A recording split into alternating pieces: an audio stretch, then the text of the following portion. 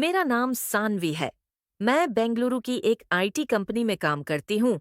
मेरी उम्र 27 साल है और मैंने इस कंपनी में पिछले 3 सालों से काम किया है। यहाँ मेरी मुलाकात आरव से हुई, जो कंपनी में मेरे बाद ज्वाइन हुआ था। आरव अपने चुलबुले स्वभाव और हर किसी से दोस्ती करने के अंदाज के लिए जाना जाता था। शुरुआत में तो हम सिर्फ टीम मेंबर ही थे, लेकिन धीरे धीरे हमारी दोस्ती गहरी हो तो गई। अब आरव हर दिन मेरी मदद करने को तैयार रहता था। चाहे काम का कोई प्रोजेक्ट हो या चाय के ब्रेक पर हंसी मजाक, वह मेरे हर पल को खास बना देता था। एक दिन ऑफिस से घर जाते समय आरव ने मुझसे कहा, सांवी, मैं तुमसे कुछ कहना चाहता हूँ। मैंने मुस्कुराते हुए जवाब दिया, बोलो ना आरव, तुम आज कुछ अलग लग रहे हो। तब आरव ने थोड़ी झिझक के बाद कहा, सानवी, मैं तुमसे प्यार करने लगा हूँ। तुम मेरे लिए सिर्फ एक दोस्त नहीं हो। क्या तुम मेरी जिंदगी का हिस्सा बनोगी? क्या तुम मेरी जिंदगी में आकर मेरी जिंदगी को संवा होगी? तब मैं थोड़ी देर तक चुप रही, लेकिन मेरे चेहरे की मुस्कान ने मेरी खुशी को छिपा नहीं पाया। फिर मैंने कहा, हाँ आरव, मैं भी तुम्हें बहुत पसंद करती हूँ। इसके बाद आरव अपने परिवार के साथ मेरे परिवार से मिलने आया। फिर उसके माता पिता ने मेरे माता पिता से मेरे हाथ मांगे। मेरे माता पिता ने उनकी सादगी और ईमानदारी से प्रभावित होकर हमारी शादी के लिए हामी भर दी। अब शादी में केवल 25 दिन बचे थे। तब मैं बहुत उत्साहित थी, क्योंकि मेरी जिंदगी में एक नया मोड़ आने वाला था। चूंकि मैं एक प्राइवेट कंपनी में काम करती थी, तो छुट्टियां लेना मुश्किल था। इसलिए शादी की सारी तैयारियां मेरे परिवार वाले कर रहे थे। मेरे भाई अभिषेक और बहन श्रुति हर छोटे बड़े काम का ध्यान रख रहे थे। घर में हर दिन चहल पहल थी। अब मैं भी अपनी नई जिंदगी के सपने बुनने लगी थी। तब मैं अंदर ही अंदर बहुत खुश थी और शादी के बाद की सुहाग रात के सपने देख रही थी। सब कुछ सही चल रहा था, लेकिन मुझे यह पता नहीं था कि मेरी जिंदगी में एक बड़ा तूफान आने वाला है। दरअसल तब सब कुछ सही चल रहा था, लेकिन शादी से 10 दिन पहले एक दिन आरव ऑफिस नहीं आया। मैंने उसे फोन किया तो पता चला कि उसकी तबीयत अचानक खराब हो गई है। सानवी, मुझे कल रात से बुखार है, आरव ने फोन पर कहा। डॉक्टर से मिलने गया था। उन्होंने बताया कि यह ज्यादा चिंता की बात नहीं है। लेकिन तब मेरी बेचैनी बढ़ने लगी थी। इसलिए शाम को ऑफिस से निकलकर मैं सीधे आरव के घर जाने लगी। लेकिन थोड़ी ही देर बाद अचानक मौसम खराब होने लगा। तेज हवाएं चलने लगीं और देखते ही देखते बारिश शुरू हो गई। बिजली की कड़क के साथ बाहर का माहौल और भी डरावना हो गया। तभी ऑटो वाले ने ऑटो रोक दिया और वहीं खड़े खड़े मैं चिंता में डूब गई। तब मैं बहुत थक चुकी थी। अब ऑटो वाले ने वहां से आगे जाने से इनकार कर दिया। तब मैं बेबस और लाचार होकर सड़क पर भीं रही थी। तभी एक बड़ी गाड़ी मेरे सामने आकर रुकी। फिर गाड़ी की खिड़की से एक युवक ने कहा, गाड़ी के अंदर आ जाओ। तब जब मैं उस गाड़ी और देखी तो पहचानी कि वह वही युवक था जो मेरे ऑफिस में काम करता था। फिर मैंने महसूस किया कि वह युवक मुझे ऑफिस में अक्सर गुपचुप तरीके से देखता रहता था। उस समय सड़क पर किसी से मदद मिलना नामुमकिन था। तो उसने कहा, आप मेरे साथ चलिए, मैं आपकी मदद करूंगा। कुछ देर सोचने के बाद मैं उसके गाड़ी में जाकर बैठ गई। फिर गाड़ी चल पड़ी और जब तक मुझे एहसास हुआ कि हम अभी कहाँ पहुंचे हैं, तभी वह युवक तेजी से गाड़ी से बाहर निकल गया। तब रात के 10 बजकर 30 मिनट चुके थे। अभी भी मैं उसकी गाड़ी में बैठी हुई थी। उसने कहा, पहले चलो, तुम चेंज करके एक कप गर्मागर्म चाय पी लो, फिर चले जाना है। तब मैं ठंड से कांप रही थी।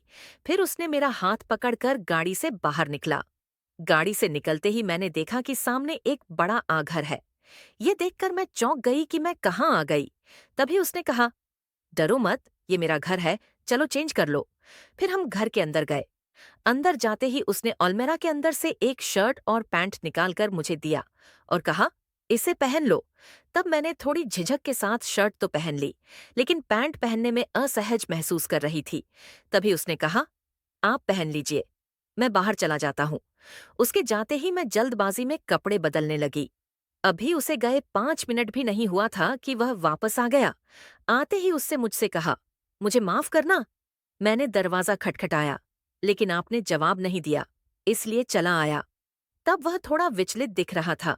तभी वह आगे बोला, मैं तुम्हारी मदद करना चाहता था, अब कई अपना गिला कपड़ा मैं धो देता हूँ। इतना कहकर उसने मेरे गीले कपड़े धोने के लिए वॉशिंग मशीन में डाल दिया। उसके बाद उसने खाना बनाना शुरू कर दिया। थोड़ी देर बाद हम दोनों साथ मिलकर खाना खाने लगे। खाना खाते समय मैंने महसूस किया कि वह मुझे देख रहा था, जिससे मेरा दिल तेजी से धड़कने लगा। तब मैं उसे नजरअंदाज करने की कोशिश करते हुए खाना जल्दी जकड़ी खाने लगी। खाने के बाद उसने कहा, मैं तुम्हारे लिए एक दूसरा कुर्ता लाता हूँ, उसे पहन लेना, ठंड बहुत है। इतना कहकर वह गया और 2 मिनट में एक गर्म इनर लेकर आया, जिसे देखकर मेरे शरीर में दबाव महसूस होने लगा, क्योंकि वह गर्म कपड़ा अंदर पहनने वाली थी। मैं शर्म से अपनी निगाहें झुकाए खड़ी थी।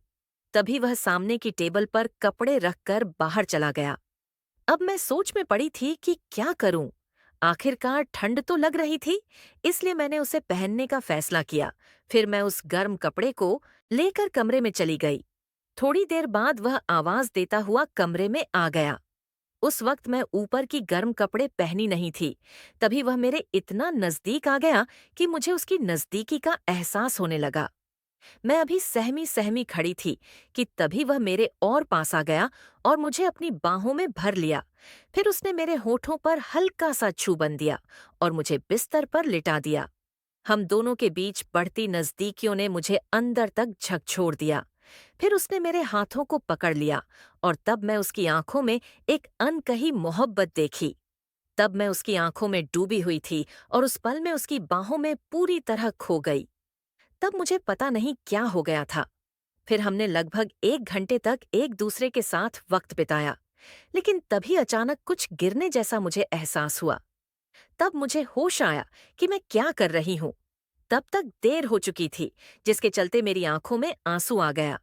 रोते हुए मैंने उससे कहा, तुम्हारे बारे में मुझे कुछ भी नहीं पता, तुम्हारा नाम तक नहीं जानती, और तुमने मेरे साथ यह क्या कर दिया? उसने चुप कराते हुए कहा, मेरा नाम विशाल है, मैं तुम्हारे ऑफिस में काम करता हूँ, लेकिन तुमसे अब तक बात करने की हिम्मत नहीं जुटा पाया था। तब मेरे आंसू देखकर वह एक रुमाल दिया और कमरे से बाहर चला गया। फिर मैं जल्दी से अपने कपड़े पहन बाहर आई। अब मैं उससे बात करना चाहती थी। तब वह गाड़ी में जाकर बैठा, मेरा इंतजार कर रहा था। फिर मैं भी गाड़ी में चली गई। तब उसने कहा, अगर तुम चाहो तो घर जा सकती हो। तभी मैंने उसे एक ऐसे गाड़ी पार करने को बोली। गाड़ी रुकते ही मैं उससे बोली, हमारे बीच जो भी हुआ उस पर हमें बात करनी होगी। फिर मैंने गाड़ी का दरवाजा बंद कर दी और उसकी ओर देखी। तब मैंने उसकी आंखों में अपने प्रति एक सच्चाई देखी, जिसमें कहीं न कहीं प्यार भी था। फिर मैं उसके होठों पर हल्का सा चुंबन दी और उसका फोन लेकर अपने नंबर पर एक मिस कॉल मारी। फिर वहां से सीधे अपने घर चली गई। तब वह मुझे गहरी मोहब्बत भरी निगाहों से देखे जा रहा था। इधर घर पहुंच के मैं भी सोच में पड़ गई थी कि यह सब क्या और कैसे हुआ। इसी सोच में मैंने विशाल का फोन नंबर डायल किया। फिर फोन उठाते ही मैंने कहा, विशाल, आज बेडरूम में तुम्हारे साथ बिताए पल मेरे जीवन के सबसे खूबसूरत पल थे। मैंने आज से पहले यह पल किसी के साथ नहीं बिताए हैं। यह सुनकर भी विशाल चुप था, लेकिन तब मैं महसूस कर सकती थी कि वह मुस्कुरा रहा होगा। फिर अगली सुबह उसने मुझे मैसेज किया, आज क्या कर रही हो? मैंने जवाब दिया, आज शाम को शादी का निमंत्रण देने जा रही हूँ। तभी उसने तुरंत कहा, हो सके तो 1 घंटे के अंदर मेरे घर आ जाओ, मैं तुम्हारा इंतजार करूंगा। फिर मैंने जल्दी जल्दी तैयार होकर शॉपिंग के बहाने घर से निकली और विशाल से मिलने चली गई, क्योंकि जो भी हुआ था उसने मेरे जीवन में भूचाल दिया था। 11 बजे मैं विशाल के घर पहुंची। तब उसने दरवाजा खोला और मुस्कुराते हुए मुझे अंदर बुलाया। तब मैंने उससे कहा, विशाल, मुझे खुद नहीं पता ये सब कैसे हुआ। मेरी शादी तय हो चुकी है और अब 10 दिनों में मेरी शादी है। यह सुनते ही उसके चेहरे पर गुस्सा साफ नजर आने लगा। फिर उसने मेरे हाथ को पकड़कर कहा, मैं तुम्हें खोना नहीं चाहता। अगर तुम अपना मन बदलो तो मैं तुम्हें अपनाना चाहूंगा। तब उसकी आंखों में सच्ची मोहब्बत झलक रही थी, जो मुझे अंदर तक छू गई। फिर मैं बड़ी मुश्किल से खुद को अंदर से संभाल कर वहां से निकली। वापस घर लौटते वक्त मेरा मन बहुत बेचैन था।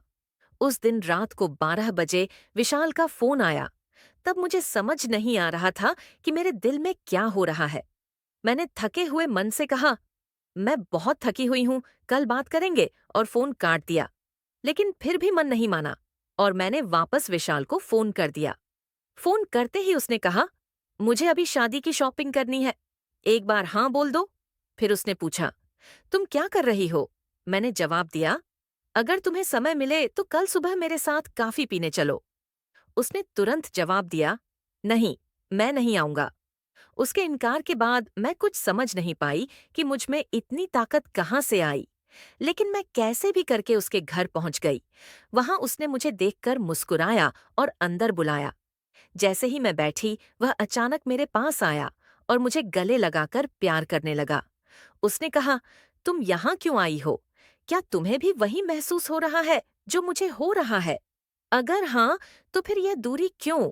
क्यों ना हम इस दूरी को हमेशा के लिए खत्म कर दें? तब उसकी बातों और उसके प्यार ने मुझे अंदर तक हिला दिया। उस पल मैं सब कुछ भूल चुकी थी कि मेरी शादी मात्र 10 दिनों में होने वाली है। उस पल मैं पूरी तरह से विशाल की हो चुकी थी। आगे उसने कहा, तुम मेरी हो, मैं तुम्हें कभी छोड़ नहीं सकता। प्लीज तुम मेरे साथ रहो, वरना मैं मर जाऊंगा। और रोते हुए उसने घर की मंदिर से सिंदूर लिया और माथे पर सिंदूर लगा दिया। तभी मेरी माँ और पिताजी वहां पहुंच गए। उन्होंने लोगों से पता करते करते यह तक आ गए थे। तब लाप ने विशाल को बड़े अजीब तरीके से देखा। विशाल ने बिना झिझक कहा, आपकी बेटी और मैं अब एक हो चुके हैं, अब हमें अलग करना नामुमकिन है। तब मेरी माँ और पिताजी ने मुझे गुस्से से देखा और कहा, कुछ दिनों में तुम्हारी शादी है, अब यह सब क्या है मेरे बदले? विशाल ने जवाब दिया, यह हमारी किस्मत है, जो हो चुका है वह बदला नहीं जा सकता। उस पल मैं समझ नहीं पा रही थी कि यह सब एक प्यार था या एक तूफान। लेकिन शायद यही प्यार है। कभी कभी प्यार में हम अपनी सोचने समझने की शक्ति खो देते हैं, और जो मेरे साथ हुआ वह शायद यही साबित करता है। तभी मेरे पापा गुस्से में बोले, अकेले में सिंदूर लगा देने से शादी नहीं होती, नहीं, इसे नहीं मानता, और मेरे हाथ पकड़कर ले जाने लगे। तभी विशाल ने मेरे माता पिता की ओर देखा और दृढ़ता से कहा, मैंने आपकी बेटी को कोई गलत रास्ता नहीं दिखाया है। हम दोनों एक दूसरे से प्यार करते हैं। अगर हमारी शादी तय नहीं भी है तो यह रिश्ता हमारी मर्जी से तय हुआ है। यह सुनकर मेरी माँ का चेहरा क्रोध से लाल हो गया। यह सब क्या है? क्या तुम जानते हो कि तुम्हारी शादी किसी और से तय हो चुकी है? उन्होंने मुझसे पूछा। तब मैंने सिर झुका लिया। क्यों? मेरे पास जवाब देने के लिए शब्द नहीं थे। लेकिन तब विशाल ने मेरे हाथ को कसकर पकड़ लिया और कहा, आंटी, मैं जानता हूं कि यह सब अचानक हुआ, लेकिन मैं वादा करता हूं, मैं आपकी बेटी को कभी दुखी नहीं होने दूंगा। अगर आप चाहे तो मुझसे अभी कोई भी सवाल पूछ ले। तब पिताजी चुप थे। उन्होंने एक नजर विशाल को देखा, जैसे उसकी सच्चाई को परख रहे हो। फिर कड़क आवाज में बोले, तुम इसे कितने समय से जानते हो? विशाल ने ईमानदारी से कहा, हमारे बीच सब कुछ ऑन फिस से शुरू हुआ है। जब से यह ऑन फिस जवाइन की है, मैं इसे हमेशा देखता रहता हूँ। विशाल की ईमानदारी देखकर आखिरकार मैंने भी हिम्मत जुटाई और बोली, पापा, मैंने कभी सोचा नहीं था कि यह सब ऐसे होगा, लेकिन मैं विशाल के बिना अपनी जिंदगी नहीं गुजार सकती। मेरे बोलते ही अचानक कमरे में सन्नाटा छा गया। मेरी माँ ने आखिरकार गहरी सांस लेते हुए कहा, अगर यह सच है तो हमें सोचना होगा, लेकिन अभी यह सब अचानक है। तब विशाल ने विनम्र स्वर में कहा, मैं आपके फैसले का आर करूंगा। बस मैं इतना चाहता हूं कि आप मुझे एक मौका दें। फिर उस रात मैं घर लौट आई, लेकिन मेरा दिल डर और उम्मीद के बीच झूल रहा था। क्या मेरे माता पिता हमारी बात मानेंगे या फिर यह सिर्फ एक सपना बनकर रह जाएगा? अगले दिन विशाल का फोन आया। उसकी आवाज में चिंता थी। उसने पूछा, क्या तुम्हारे घर वाले मान गए? मैंने धीमे स्वर में कहा, पापा सोच रहे हैं, लेकिन माँ अभी भी गुस्से में है। फिर विशाल थोड़ी देर चुप रहने के बाद कहा, तुम मुझसे मिल सकती हो, हमें बात करनी होगी। फिर शाम को मैं चुपचाप घर से निकलकर विशाल के अपार्टमेंट पहुंची। दरवाजा खोलते ही उसने मुझे गले लगा लिया। तब उसकी बाहों की गर्माहट ने मेरे भीतर छिपे सारे डर को भुला दिया। तभी उसने मेरी आंखों में झांकते हुए कहा, तुम्हें लेकर अब कोई शक नहीं रहना चाहिए। मैं हर हाल में तुम्हारे साथ हूं। तब उसकी बातों में ऐसा जादू था कि मैं खुद को रोक नहीं पाई। तब मैंने उसे चुप कराते हुए उसके होठों को अपने होंठ से छू लिया।